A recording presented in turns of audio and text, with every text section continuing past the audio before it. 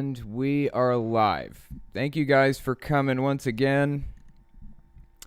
I figured to start off, the last few streams I've done, I've kind of talked about like my personal life, what's been going on and things like that. So I figured I'd just start off with that again. Why not? As many of you probably know, my dad has been in some weird little situation with his health and all that good stuff. And, well, it sounds like they don't really know what caused it in the first place, which is really, really concerning. But as I said last week, I think, maybe the week before, it was kind of it was like a catatonic state almost. He was just staring into space, no response of any kind. Nurses would put their hand in his hand and ask him to squeeze, and he wouldn't. He'd just sit there staring at the ceiling, apparently not blinking, not anything, just staring at the ceiling when he was awake. Just stare right through you. So anyways, we didn't really hear about any of this until like a couple days after it happened. And we get contacted by some social workers, we being myself and my siblings, my sister, 6-bit, and my other two brothers. So we get contacted by the social worker, and she's telling us all this stuff, and he's been in there for a couple of days, and so on and so forth. And so he doesn't have power of attorney. So we have to go through this whole bit to, make medical decisions for him and stuff. And, anyways, it sounds like he's completely come out of it now. He is back to reality. He's awake and aware and talking, walking around and all that other stuff. And so his life is now in his own hands again. We aren't making medical decisions for him anymore. So, I guess you could say that's good news. I mean, I am in favor of anybody. I'm in favor of preserving life at all costs, pretty much. I want to preserve life. So, I'm pretty glad that turned out the way it did. But at some point, this is going to be an issue again. We're going to have to face this issue again. He's 67, I think. And eventually, he's going to end up back in the hospital. Within the next 500 years, he's going to be in the hospital, not able to make medical decisions for himself. We're going to have to do it. And he's going to die. So we're trying to convince him to sign power of attorney papers to one of us. Probably my brother would be the best choice. I guess we're lucky that we aren't going to fight or argue over assets or decisions like that generally. This event kind of showed us that we can, for the most part, work together and just, work toward a common goal, and we all kind of have the same ideals in mind. So that's a good thing. Now, on another note, something I wanted to talk about. If some of you may have seen the thumbnail to this video, and I think the thumbnail says something to the effect of studying Jehovah's Witness literature, the Revelation book. So we've gone over the Revelation book once before, but something I wanted to mention about it, some interesting little fact about it. This book was originally published in 1988. As you can see, I have it here and on the screen. And they did an update to it in somewhere around 2002, maybe. I'm not sure when exactly, but it was sometime in the 2000s, I believe, that they did an edition update, right? And they changed a lot of wording in it. In fact, so in this book, when this book came out, it was it made a lot of declarations and predictions and doctrine they made a lot of doctrine through this book. So when they did an update to it, they changed some of that doctrine and some of those rules and all kinds of interesting stuff. So I figured what I'd do is just kind of take a quick glance through the changes, because somebody compiled a list of changes that they made. I thought that was so awesome that they compiled this list. I mean, I don't know how long it must have taken them, but they did a really good job with this. So the first major change. So this is what it says at the top of this document. There were 13 corrections. 18.5% are.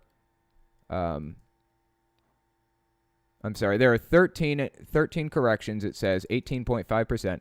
Most are minor technicalities. 15 doctrinal changes, 21.4%. 14 of which relate to the change in doctrine that Jesus will not judge the sheep and goats until Armageddon. One change is new this year regarding the river mentioned in Revelation 22:1. I don't know what the river is. Maybe we'll give that a read a little bit later. 7 historical updates. Most are increases of figures since originally published. Okay. Interesting. 4 outdated references. All reference our time as the 20th century. Interestingly, showing how the Watchtower Society thought that the end would come before 2000. That's actually a really good point. Why would they put the 20th century in a book unless they didn't expect to make it into the 21st century? Or they could have just said our century, our current century or something. And then 10 reference updates, changed to reference more modern publications. Okay. And then 21 rephrasing. Some is banal or an effort to save face. That's interesting. Okay. So the format guide. Revisions are listed with the type of adjustment first in bold red text. So it'll say doctrine change or something in bold red text, or reference update, or rephrase. And then the new adjustment is referenced and is a direct quote from the Our Kingdom Ministry, September 2006, where text has been changed within a sentence. The text will appear in bold text. So if you guys saw my video earlier, I actually read an article from Our Kingdom Ministry, or an Our Kingdom Ministry, sorry. It's just like a little 4-page, maybe 6-page thing that all Jehovah's Witness publishers get a copy of. It's like a monthly thing. And it just kind of gives, private updates to the organization. It'll give statistics sometimes. And it has things like articles about when you should shun people, who you should shun, things like that. So, let's see. The old version follows old in blue text. Where text has been changed within a sentence, the text will appear in bold blue text. Okay, so, for example, doctrine change, judging, effective 1995. Page 19, paragraph 4. They deleted a citation, apparently. Old. In 1914, he was installed as king to rule among the earthly nations. Oh, I see. So at first, they'd quoted Psalms 2:6-9, or Psalm 2:6-9, and then they quoted Matthew 25:31-33. Okay. Reference update, rephrase. Okay, let's see what this rephrase was. It says, replace the 6th sentence with, finally, Roman Emperor Constantine gave state approval to the Christian religion, and this led to the development of Christendom. Where the old one said, Roman Emperor Constantine made Christianity the state religion, and this gave birth to Christendom, where church and state joined forces in ruling for 1,000 years. Interesting. So they're kind of small little changes, like seemingly insignificant changes. Then they have like historical updates. Paragraph 14 on page 71, line 3. Replace in 1988 of more than 20 million with in 2006 of more than 59 million. Okay, so they're just giving updated figures. That's pretty straightforward. I mean, that's pretty normal, right? But some of these are actually legitimately a big deal. Some of these are pretty groundbreaking. Like they changed something really, really significant. And they didn't really list the the changes that they made in this. Somebody had to go through this book line by line, basically, and find the differences. But it's interestingly enough, since I was a software engineer for like the past 6 years, of course now I'm a full-time YouTuber, but being a software engineer, I actually know a little bit about software, obviously. And I know that there's a program called diff. So what you can do is you can take the PDF file of the old copy, PDF file of the new copy, and run it through this program called diff. And it will look line by line and give you like the exact locations of differences in the files. That program has existed since like the 1970s, I think. And that's how they used to update code long and long ago, before source control existed. I'm not going to get into that right now, but anyways, yeah, diff has existed for like a really long time. But anyways, yeah, that's probably what they ended up doing, is just running the two PDF files through a diff, and they got the differences. I figure eventually what I'm going to do is I'm probably going to go through this whole thing, find all the best differences, and make a whole video out of it. That sounds pretty interesting. But anyways, yeah, so why don't we go back to the Bible story book? I figure that, this looks really, really interesting. I don't want to go through the whole thing right now. I'll just do a video on it. For now, we'll just go through this. So last time we went through the Bible story book, I think I stopped, on page 6 here. I remember, because this was supposed to be Cain and Abel that I was looking at here. And just flashing back to my childhood, looking at this picture, they are just masters of portraying the image that they want portrayed. I don't know how else to say it. They're just really good at that. There are other pictures in this book that are just burned into my memory. I remember seeing a blood stain on the ground in a picture from a Jehovah's Witness book. And just a blood stain, that's it. And it was supposed to be depicting Cain having killed Abel. But I didn't realize that because I wasn't reading the text. I was just looking through the pictures. And it was just the most bizarre thing that I had seen. I don't know. Without context, it was just a really odd-looking picture. Anyway, so let's just take a look here. So God tells Cain that he should change his ways, but Cain does not listen. He's very angry because God liked Abel better. So Cain says to Abel, "Let us go over into the fields." There, when they are all alone, Cain hits his brother Abel. He hits him so hard that he kills him. Wasn't that a terrible thing for Cain to do? That's interesting. So they're saying that God liked Abel better. I wonder why he liked Abel better. What was it about Abel that he liked more? It seems to me that Cain, if he was a bad guy, then he was the first bad guy, right? Because he was like Adam and Eve's son. And all of this routes back to God placing a tree in the Garden of Eden that's poisonous, and telling these basically newborn children not to touch it. Honestly, this feels like God's fault. This feels like it's God's fault, nobody else's. I'm blaming God for this. Even though Abel died, God still remembers him. Abel was good, and Jehovah never forgets a person like that. So one day, Jehovah God, God, that makes me cringe so hard. So one day, Jehovah God will bring Abel back to life. At that time, Abel will never have to die. He will be able to live here on earth forever. Won't it be fine to get to know persons like Abel? Won't it be swell? I don't know. Like, this is something interesting. Jehovah's Witnesses actually do not believe that. So there's going to be a resurrection of the righteous and the unrighteous, according to Jehovah's Witnesses. Okay, so Mormons talk about, they talk about like the great apostasy. And that's basically anybody born before like 1830 something, when Joseph Smith started his revelations and things. Anybody born before that couldn't know the truth because Joseph Smith had not revealed it to them yet. So that was the great apostasy. Anything before then.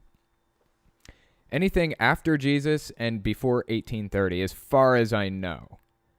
And so anyways, that's it's similar with Jehovah's Witnesses. It's something like that. Anybody who didn't have a shot at perfection or who didn't commit a heinous crime will have a shot at being resurrected, or who didn't know the truth and reject. So I won't have a shot at resurrection because I was baptized as Jehovah's Witness.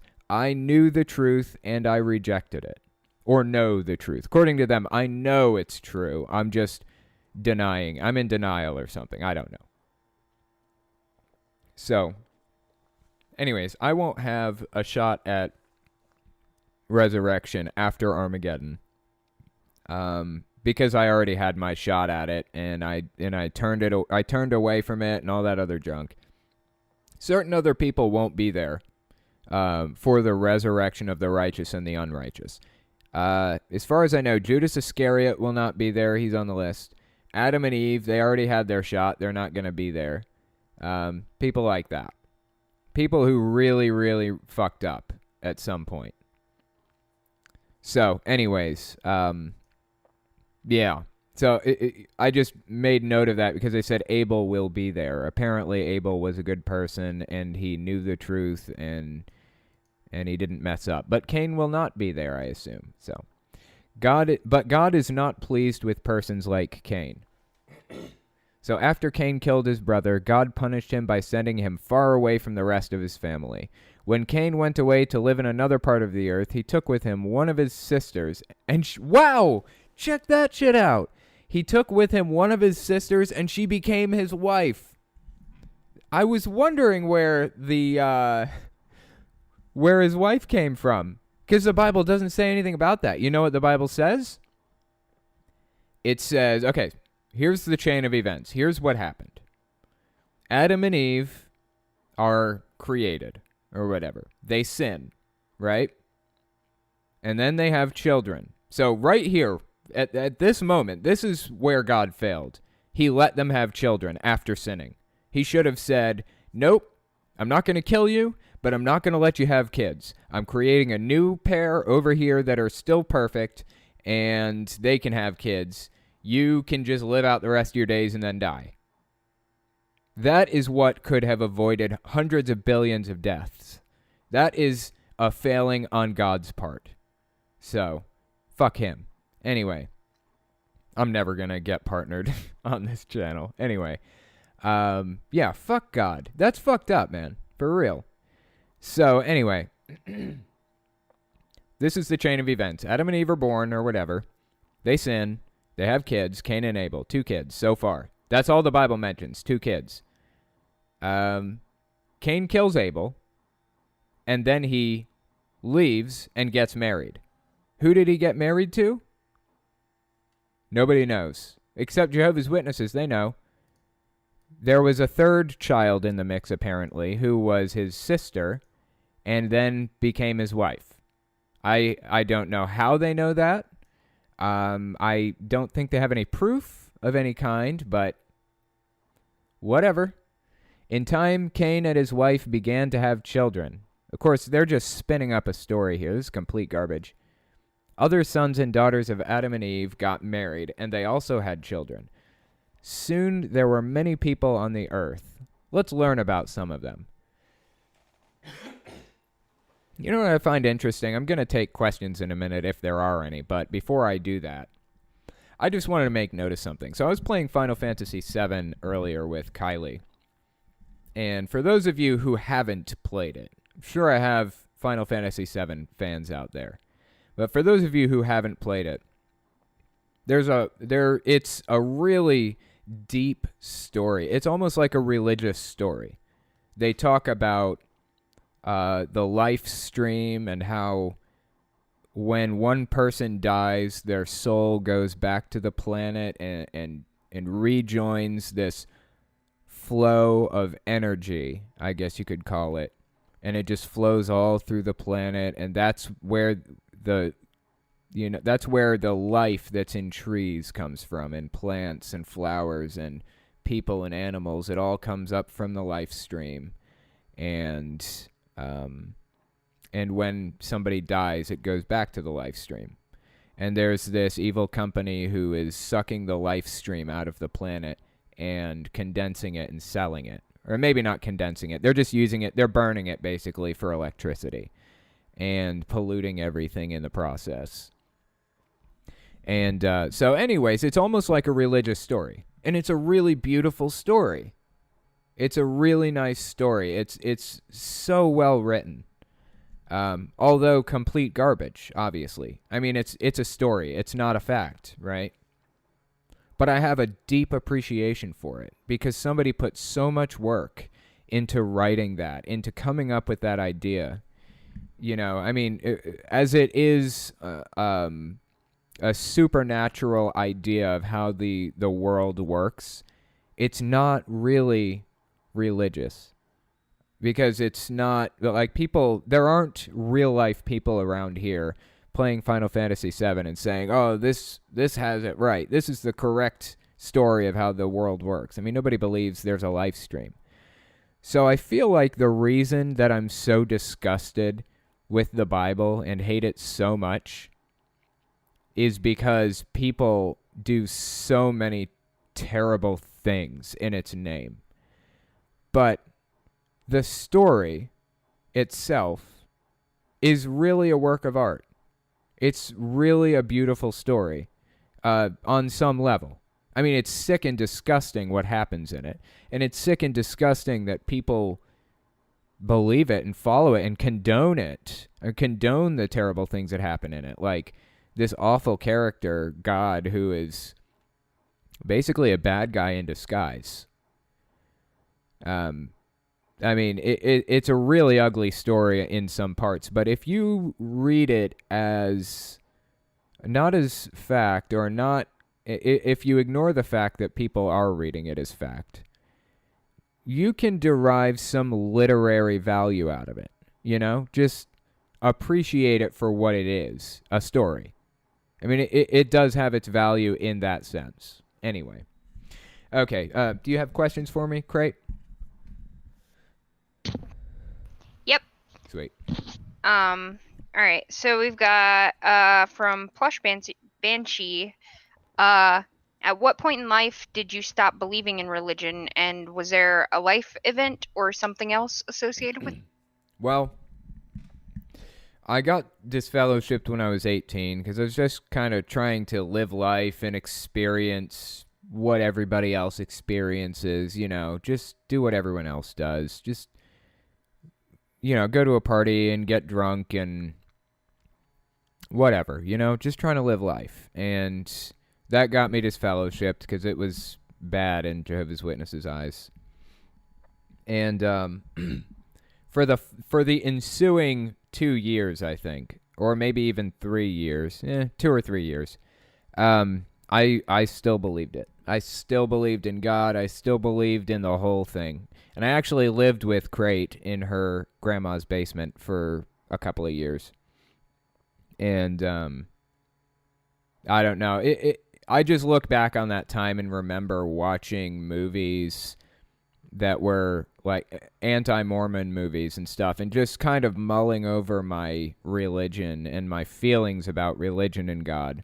But yeah, I still believed it. I still even, I'd venture to say, believed in Jehovah's Witnesses through that whole time. I just didn't really believe that they had it exactly right. I felt like they still had the basics right, so I'd stick to that. But anyways, I think it was like 3 or 4 years in, I just kind of stopped believing it, started questioning a little bit, and that is when my ex-brother-in-law, 6-Bit's ex-husband, started telling me about like some really messed up stuff that Jehovah's Witnesses were doing. Like Beth Sarim, that mansion that the leader had built for for Abraham and Isaac and all of the other guys, those Moses, all the old Bible characters. This is, of course, during the Great Depression when people were broke, had nothing, and he was building a mansion and keeping it warm for them by living in it. It had 30-something cars. I mean, it was just crooked to the core. And, of course, at the time, my ex-brother-in-law was an active Jehovah's Witness, and he's telling me this, a disfellowshipped person. And so anyway, that was the turning point right there. That was it. That is when I was like, yeah, this is messed up. And of course, Jehovah's Witnesses teach that every other religion is wrong. They teach that they're all wrong except for them, and it's wrong to go to a worldly church service. You will get disfellowshipped for that. Can't go to a worldly funeral. You'll get disfellowshipped for it in certain cases. If you take part in worldly mourning practices, various things like that. So I felt like the other churches were wrong and evil. So when I left the Jehovah's Witness religion, when I kind of stopped believing that, I just defaulted to atheist. I defaulted to believing nothing because I felt like the others were wrong. Now I'm coming to realize this one's wrong, so there's just nothing else to believe in. Eventually, I did end up going back and examining other religions closely and trying to decide if I felt like one of them was correct or not. I was really leaning toward Methodist because that's what Crate's grandma was. But I just think it's all BS. I mean, it's not all harmful BS, but it's all BS in my eyes. So anyway, next question. Actually, I had a fun fact. I meant to tell you before we got into questions. We have 84 dislikes on the stream. Right now, this one? Yep, this one. Wow. How did that happen? Yeah, I don't know, but I thought you'd enjoy that. Okay. We only have 16 likes, so get on it, people. Yeah, that's crazy. How did I get 84 dislikes? I mean, were there even 84 viewers? Now I got to look at the statistics. Anyway, okay, go ahead with the next question. Okay, let's see. Tan wants to know, where did you get your inspiration for making videos?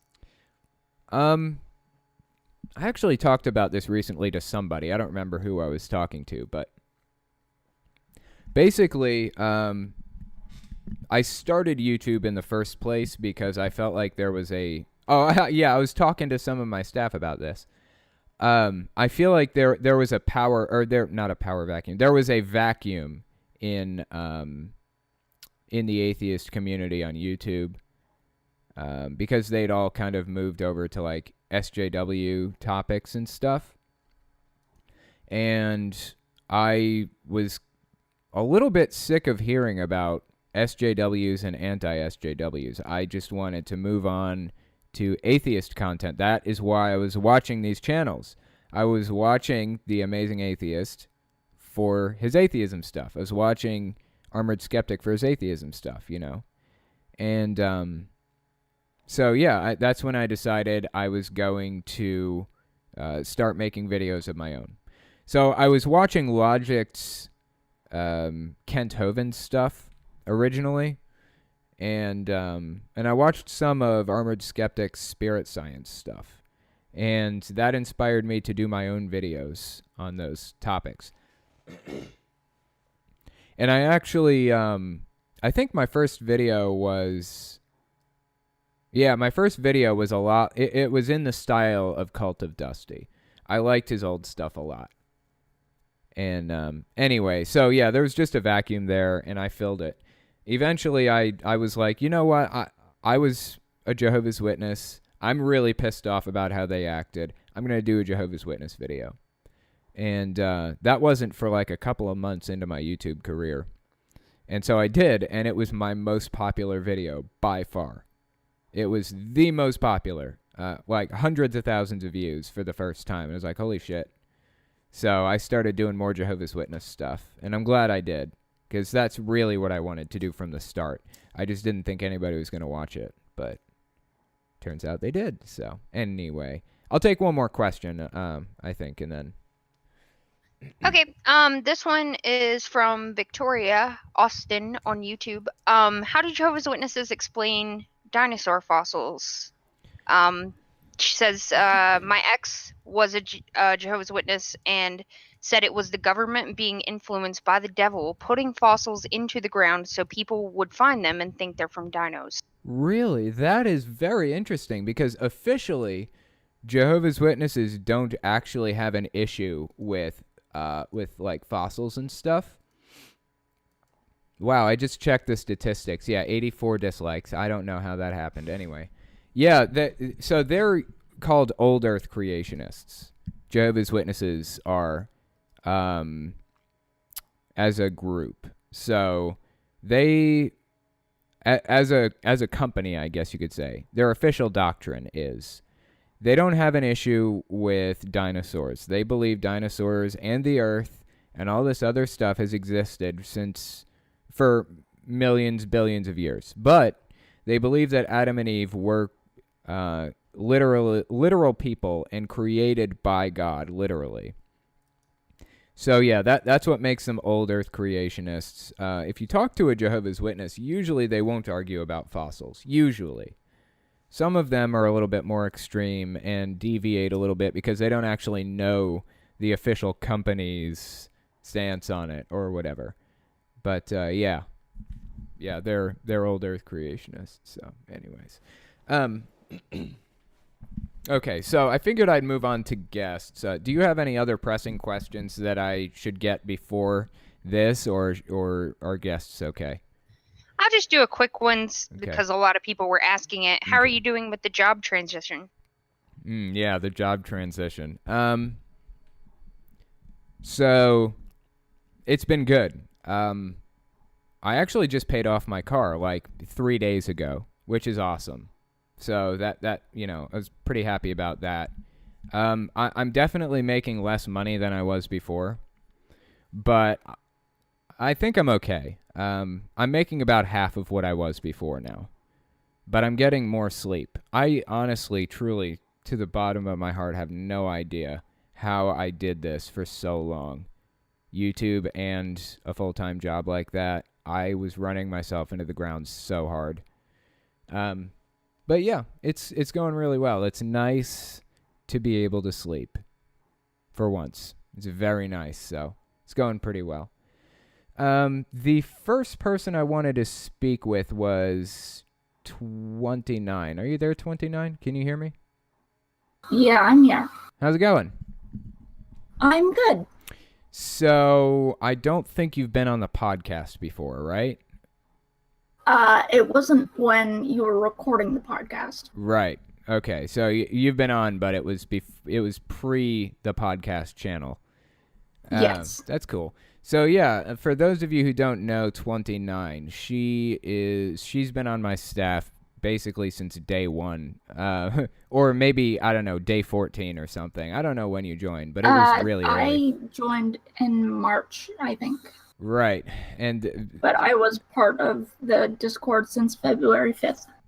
Right. So the Discord, I think, was officially created on like January 7th or something. So you were, yeah. And I really started taking over and trying to get it to be big, shouting it out and stuff around the 16th of January or the 20th. So a couple weeks in, you've been here since then. That's pretty good. Yep. So yep. Anyways, tell me, like, of course, we're pretty good friends, so I know a lot of these answers, but at least for the audience, what religion were you originally? I was actually part of, well, 2 and then non-denominational. Okay. So I was Mormon, and I think I was Jehovah's Witness. I'm not entirely sure. Because you were adopted, or I'm sorry, you were in foster care, right? Yes, I was in foster care. And then I was also non-denominational, so. Right. So different Yeah. families were different religions, I guess you could say. Yeah. That's really interesting. So what was it like being Mormon as much as you were? We weren't, well, I didn't really pay attention that much because I already had determined that I didn't want to be a Mormon. Right. I was just like adopted into it at the time. So How old were you, by the way? I was 12 when I started. Okay. And I was 16 when we left. 4 years. That's a pretty good bit of time. Yeah. So you left when you were 16. What happened after that? Did you go to a different church after that, or? No, we just stopped going to church altogether. My uncle, who was the one that adopted me, actually just gave up bringing us to church because he was a bad Mormon in the first place. Like, you're not supposed to drink tobacco or not drink, but have tobacco or drink soda. Right. But he did those things and he didn't care. That's like a huge violation in the Mormon church, as far as I understand. Yeah, but no one ever noticed because he didn't do it around other Mormons. Right. That's so crazy. I remember a long time ago, my aunt used to be Jehovah's Witness, and there was this weird issue where she was walking around at the store one time or something, and she saw one of the people from her congregation smoking a cigarette outside. And it was just this huge dilemma, like, what do? I have to tell the elders. I have to, and he's going to get disfellowshipped and all this. And so she ended up telling the elders, and he got disfellowshipped, which just tore his family apart, of course. But it's so interesting that there's like that difference between Mormons and Jehovah's Witnesses that way. Because as far as I know, Mormons don't really shun in the same way as Jehovah's Witnesses. I honestly don't know. That's what I've heard. I've talked to a few Mormons, and they say they don't really shun very much. But anyways, yeah, I don't know, if I were your uncle, I would be afraid that other Mormons would just see me out smoking or something like that, you know? Yeah, but he did chewing tobacco. So. Oh, he chewed tobacco. Okay, so that's a lot safer. Yeah. Although could be a lot more it's still disgusting. Tobacco. Yeah. Yeah, it is. It's so gross. I don't know about you, but I've never chewed tobacco, but I'm in West Virginia, and basically everybody here does. Especially in high school, they did constantly. It was like every redneck, I'm sorry, rednecks, forgive me for offending you, but every redneck carried around a spit bottle in high school, and they took pride in this round circle in their back right pocket. You know? The friggin' snuff can circle in their back pocket. It was just embarrassing. Like, I don't know why they'd take pride in that. But yeah. Anyway. So you never chewed tobacco yourself?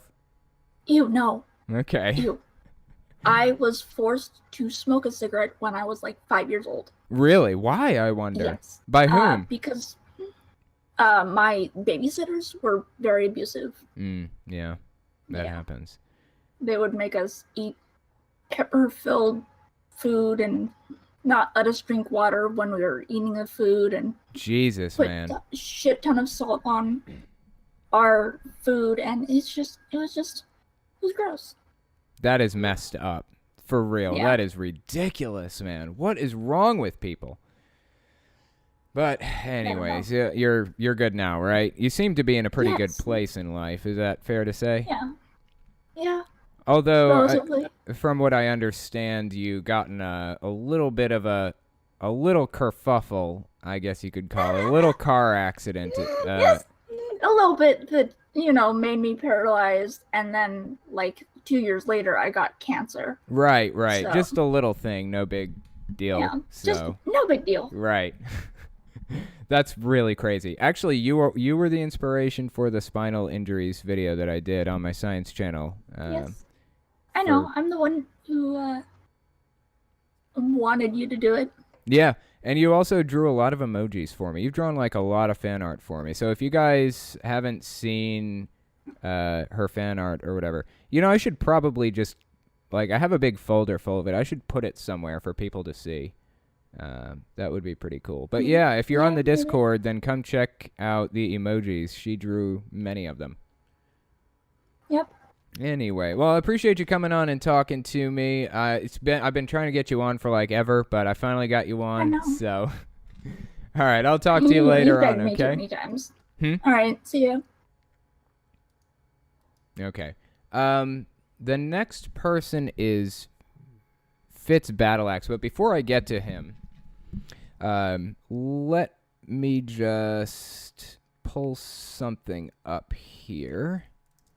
I figure, we've got the live stream going. I mean, some people at the very least can see, like my screen. So I figure now would be a good time to just pull up a couple of pictures, just a couple of fan art pictures, if this is going to cooperate with me, which it appears it's not going to.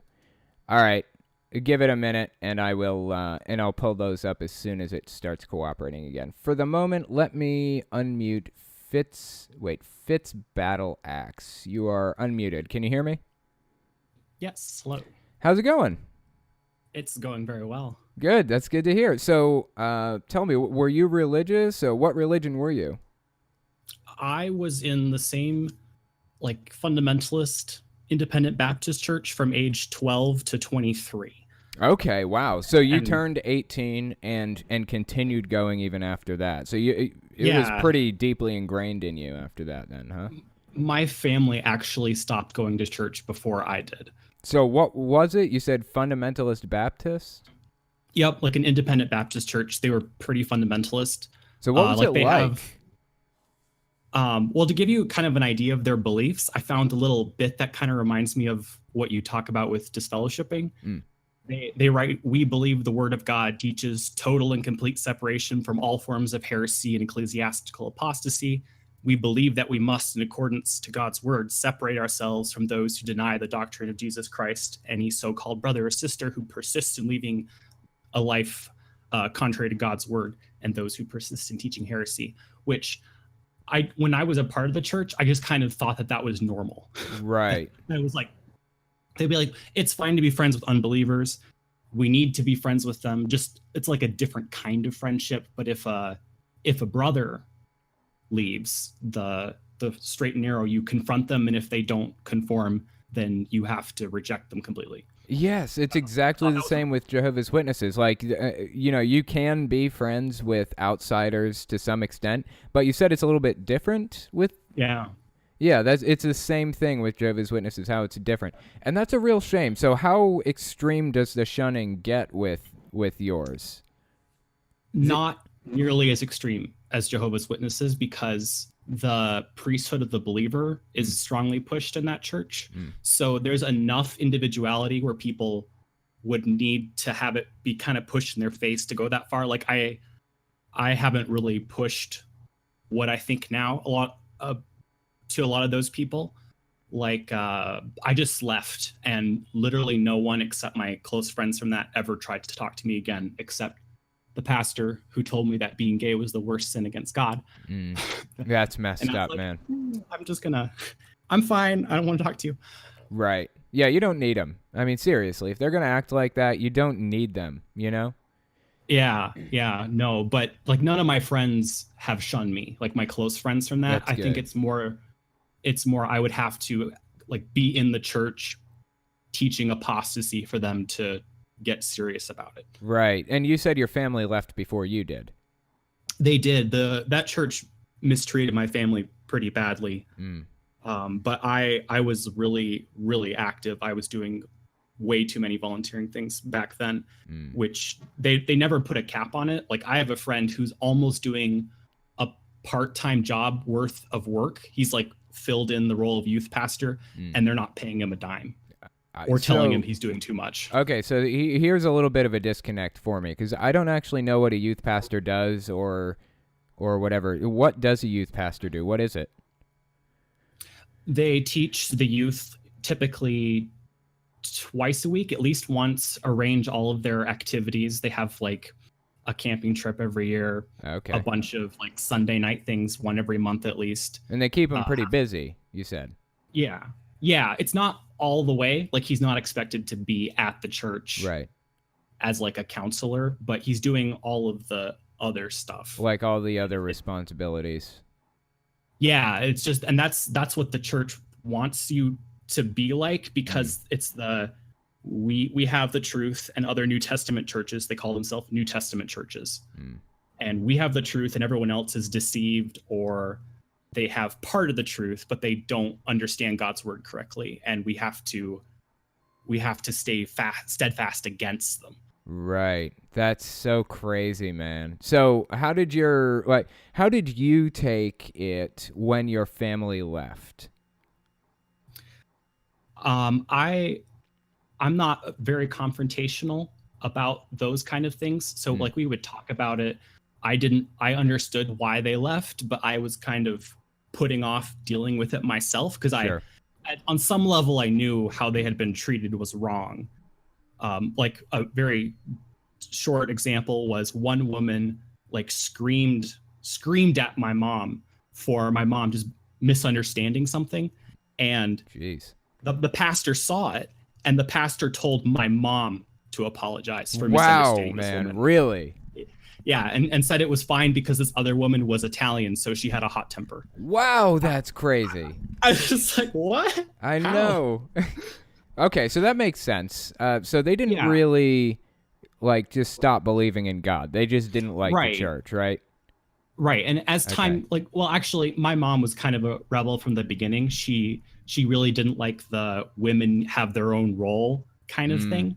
Yeah. And that kind of planted the seeds for me to realize that the church wasn't inerrant, which is kind of the atmosphere they wanted to have. Totally. I totally know what you mean. Jehovah's Witnesses are the same way. They say that they are, they've changed a little bit. They say they're imperfect men. You know, they're gonna error sometimes, but they always accept their errors and they correct it.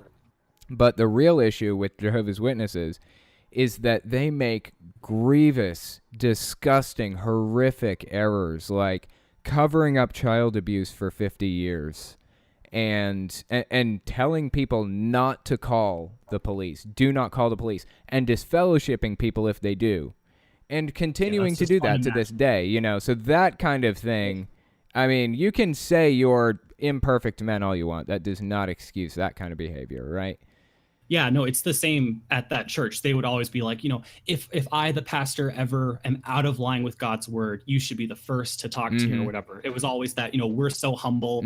We don't have it right. God is perfect. God's word is perfect. They borderline worshiping the Bible at that church, actually. Yeah, as a way to kind of deflect authority. Yeah, I totally know what you mean. I've seen the same kind of thing.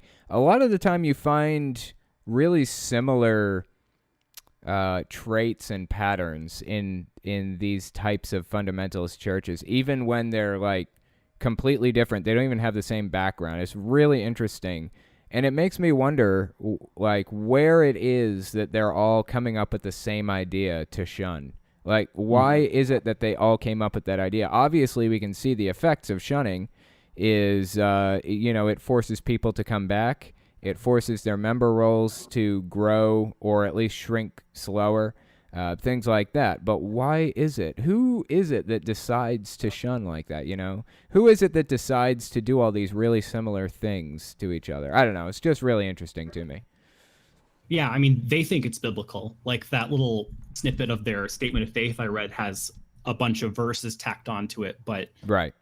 Well, and that's the shortcoming of that type of way of looking at the Bible. It's so literal that they can't grasp that there's more nuance to a work that's that literary. Like the Bible is so non-literal, but they approach it as we can look at this verse, you know, an arbitrary separation inserted to make it easier to find things. Yep. We can look at that verse and then, you know, sometimes they'll give it a little bit of context, but in the end, when it gets down to it, it's just look at these two lines that Paul wrote, or whoever wrote them, Right. probably not Paul in a lot of cases.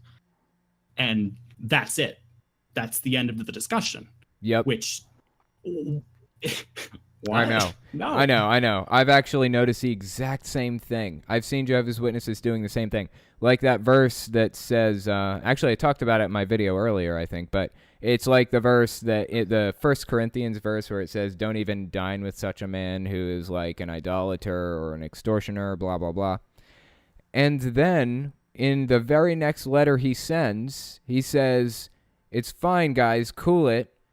Don't have to shun him. Not everybody, at the very least. I mean, he got the message. Don't cause extreme sadness, you know. And they ignore that. Like, they're not even looking at the context, the rest of the books, you know. It's just like you were saying there. It's ridiculous. Right. He like Paul demonstrates kind of this human, oh, oops, I said something, they took it the wrong way kind of thing. But yep. That's not the narrative that people craft around Paul as this, you know, this God among men who was the most holy person after Jesus, essentially. Yep. It's so crazy, man. In fact, I think, just as a side note, I could be wrong here. I probably shouldn't even say it because it might be wrong, but I think that Catholics believe that Paul was, quote unquote, the first pope, like the first in line to head the church. I think it was Peter. Okay, Peter. Okay. I knew, you know, that might be wrong, but anyway. Yeah, I appreciate you coming on and talking to me. It's been really interesting. So maybe we can get you on again sometime. That was pretty cool. Yeah, talk to you later. All right, bye. Bye. Yeah, that is like I was saying, that's really interesting. Just the similarities between various types of extremist religions like that. Like a lot of them, you know, control clothing and hairstyle. A lot of them shun. I mean, just like in the bite model, a lot of them do a lot of these same things. It's just fascinating to see, you know, how they match up. So the last person I wanted to speak with was Lexi. Are you there, Lexi? Testing? 1, 2, 3. Lexi? No? Said, as Trump would say. Said. No, I'm not going to make this political.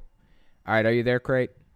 Yeah, Violet Love is actually supposed to be the next person. Oh, shoot. Okay, good timing then. Hey, are you there, Violet Love? Hi. How's it going?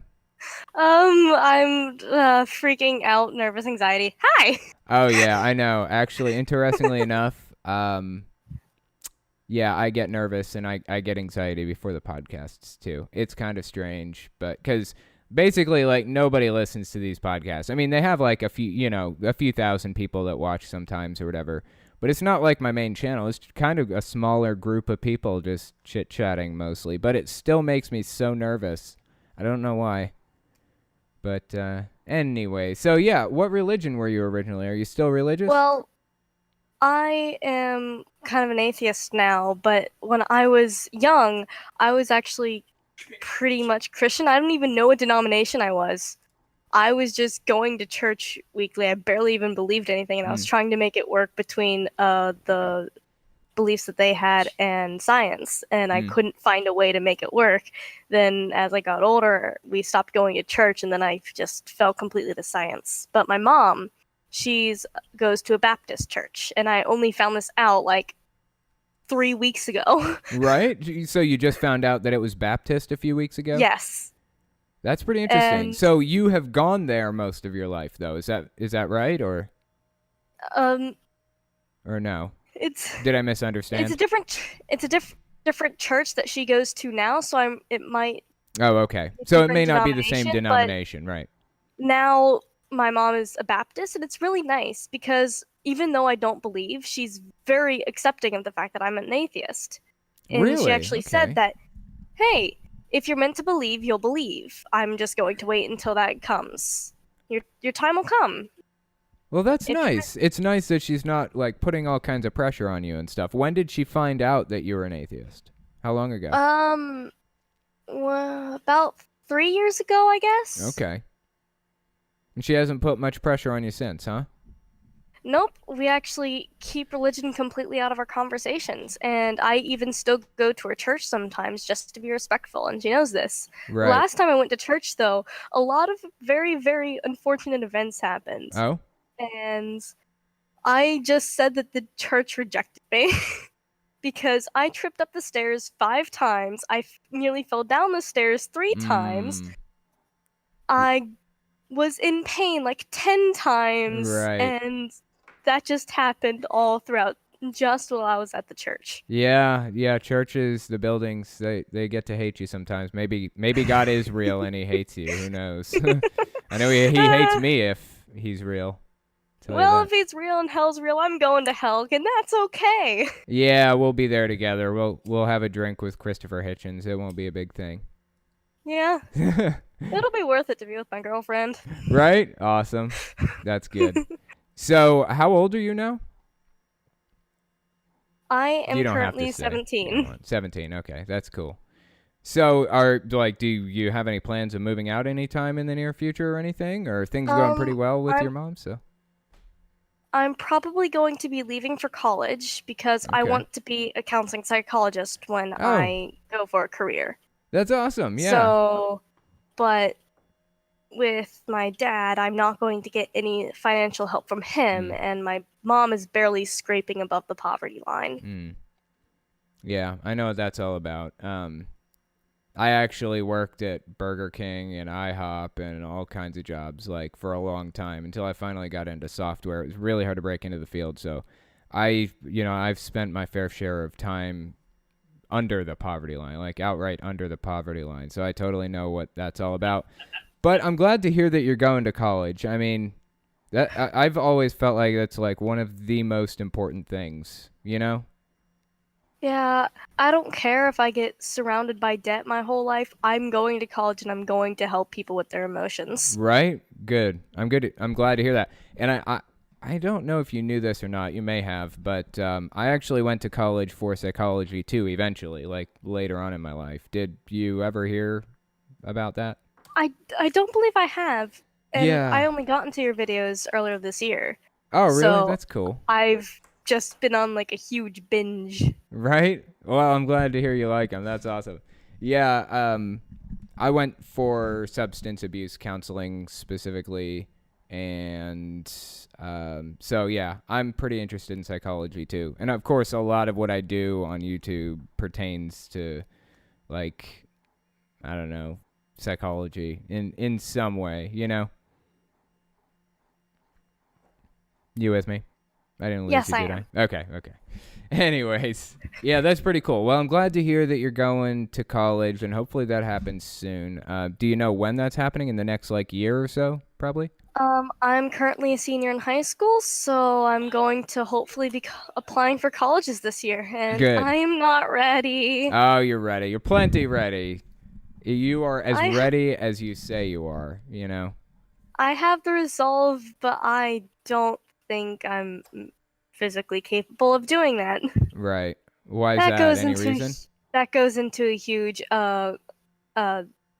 explanation of Okay.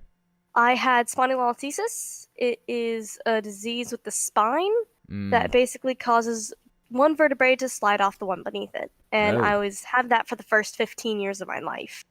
So Is it I couldn't painful? stand. What are the Yes. like the symptoms? It was extreme pain. For me, it was while standing. When I was 7, that was about my peak of physical capabilities, and I could stand for about 4 hours. For 5 years straight, though, I was under an hour for how long I could stand. And for the past 3 years before my surgery, it was under 30 minutes. So with me actually having a part-time job right now, it's kind of amazing. Yeah, I would say so. So you said you got a surgery. Has that increased the amount of time that you can stand, and has it taken some of the pain away? Hopefully so. Oh, extremely. I have not had any pain since. It's mostly just been muscle soreness because they're not used to working for that long. Really?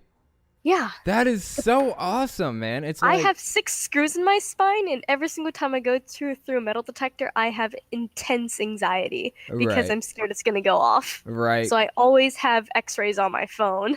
But it's like a reminder that, you know, you're better. I would be so happy going through metal detectors after that. You know, it's just science has done so much to help your back. I'm so glad to hear that. That makes me happy to hear. But Oh, it makes me happy too. I actually have hope for life. yeah, and you're still young, so you know, you get to go to college and all that good junk. So a lot of life ahead of you. But anyways, appreciate you coming on and talking to me, and maybe we'll get you on sometime again, okay? Maybe. Okay. Bye. Bye. Yeah, that's pretty cool. As I was saying, 29 is paralyzed. She got in a car accident. I won't go into her story. I'd let her tell it. But anyway, yeah, she has like a bunch of screws in her back and stuff too, as far as I understand. But you know, I did a video on the spinal injuries and stuff, and did a little bit of research on it, and apparently the higher up the spinal injury goes, the more functionality you lose, until a certain point at which you just like lose the ability to breathe for yourself. If it's high up enough, you lose the ability to control your bladder or anything else. So 29, of course, her injury was very, very, very bad. But on the other hand, she can breathe on her own, and she still has use of her arms and things like that. So good and bad. And now she's a really good artist. So she's put her hands to use in a really good way. So that's good. By the way, Crate, do we have a single question? It's actually already over time, but I figured maybe I'd take one more. Yep. Let's see. Eva Starlighter wanted to know if you could react to The Greater Insult by Dark Matter. The Greater Insult. I was gonna pull it up, but I don't know what I have on YouTube. I don't know. I don't remember which video it is. Is that a video? Yeah, it is a video. It's one in which God appears to 3 people, and then 2 of them bow down, one of them doesn't. I don't remember it super well. Oh, I remember. Yeah, I remember that one. I may react to it sometime, but not now. I'll have to give it another watch. I haven't watched it in a while. I do love Dark Matter, though. I've seen every one of his videos at some point. Anyway, do you have one more question? Or no? Not really. Said Trump again. most of 'em are- Said. That's my Trump impression. Oh, hold on. Here's one. Oh my God, Yuriana, something like that. Wants to know, why is your intro music so similar to church music? Yeah, I saw somebody asked me that the other day. I hadn't really noticed. I'll tell you where I got my my original intro music. Like the first song is "Ether" by Silent Partner, and the latest song I've been using lately, that one's called "Small Losses" by CMA, and the CMA song is a lot more mellow and chilled out. I was just kind of browsing through YouTube's audio library. They have an open library that's like royalty free. Anybody can download the song and put it on anything they want. And that is where I found Ether by Silent Partner, and I really liked it. And it's really done good for me. I mean, a lot of people like that song. And Small Losses by CMA, I was looking through a different audio library for that one, but that's also royalty free. So I was going to go with like Audio Jungle or something to get like, because you can pay like $5 a month and get access to like a huge library of music. But if you have a video that is public with that song in it, you have to pay Audio Jungle until the end of time, or until that video comes down, period. So $5 a month, mandatory, for the rest of my life, or just find a royalty-free video, or a royalty-free song, I mean. Like, it does not seem like a hard choice. I don't care how garbage the music is. If it's royalty-free, I will take it. Or just no music at all. I don't want to be bound to pay money every month for the rest of my life or get sued. That is ridiculous. So, anyways. I had one more thing. The like to dislike ratio. We have 26 likes and 151 dislikes. That's crazy. I don't know where all these dislikes are coming from, but I don't know. I'll take a look at the statistics, see if I can figure something out. But anyway, all right, guys, thanks for coming. I will talk to you next week.